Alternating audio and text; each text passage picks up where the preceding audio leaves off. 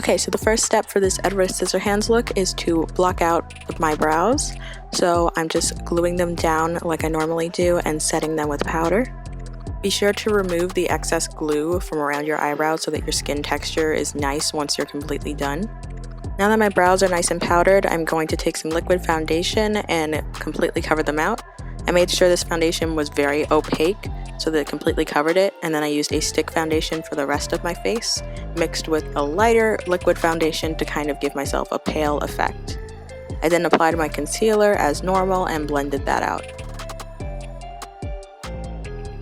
In order to add that dramatic effect, I also added some pure white under my eyes for concealer, just to give my face, again, more of a ghostly, I haven't been in the sun ever in my life effect.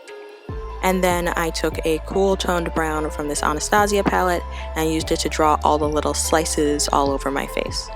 I then used that same cool toned brown to add the shading around my eyes that he has in the movie, especially, most notably, the shading on the inner parts of the eyebrow to give that sad expression he has, and then just blending that out.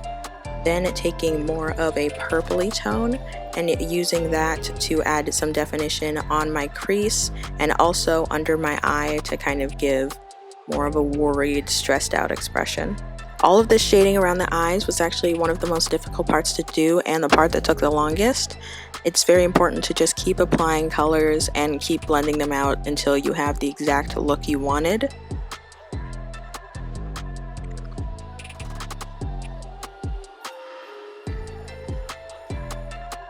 I'm also adding these lines under my eyes to give like a look of stress or worry.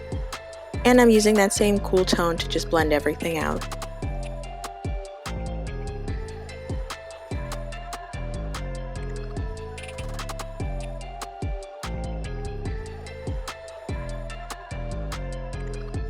Once you're done blending out the eyes, you can then use that same cool brown to contour. I did a very, very deep contour and even extended it to the sides of my mouth.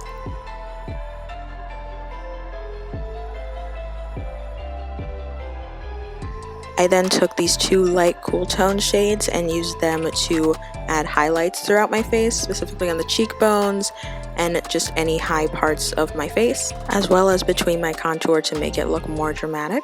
I then took this pure white from Sugar Pill and applied that to the points where I would normally apply normal highlighter on my face. Now that the base is all done, we can work on making those healed cuts more defined. I added some darker shades to them with this little flat brush, and then I took a little detail brush and some concealer and put a line on top of each one of the little cuts to add a bit of dimension to them.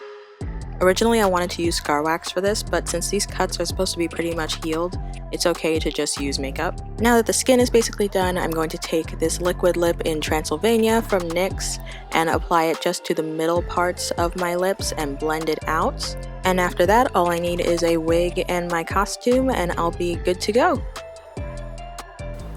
Okay, that's it for this video. I hope you guys enjoyed it. I'm really happy with how this look came out.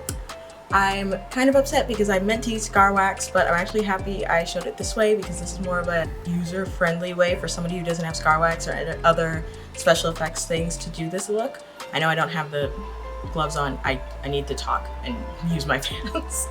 If you want to see more videos like this, go ahead and check out the one I posted before. There's going to be another Halloween video up very, very soon. I'm really excited with this whole series. If you want to keep up with it, don't forget to subscribe to me. Also, don't forget to follow me on my other social medias, on my TikTok, Twitter, and Instagram if you want to see more stuff from me. And with that being said, I'll see you guys in the next video. Bye!